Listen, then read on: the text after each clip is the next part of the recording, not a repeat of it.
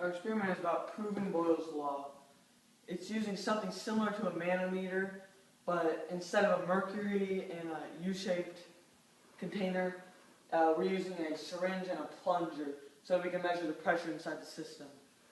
Our hypothesis is if a gas contains the same mass but less volume, then the pressure is going to increase. Now, some materials you're going to need.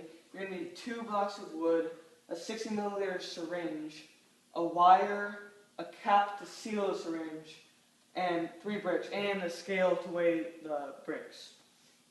Our methods. We are going to take the syringe and seal the tip of it with some sort of cap, and then drill a hole inside the first wood block. And we're going to put the syringe inside there so that it can hold it straight up and down without falling over.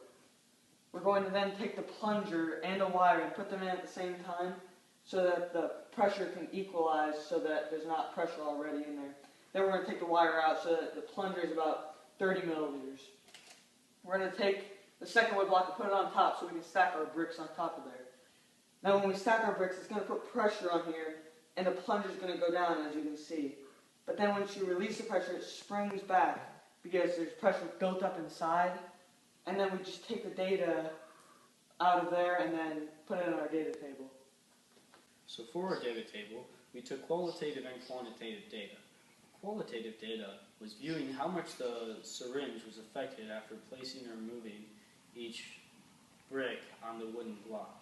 Quantitative data was measured in milliliters and pascals, but the volume was in milliliters from how much the volume decreased after placing each brick on the wood block.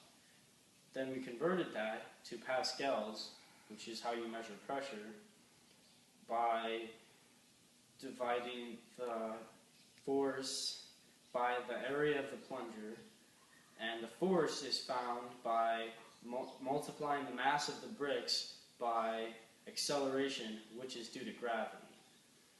So our conclusion was that our hypothesis was correct, that if volume decreases, the pressure increases due to the smaller area.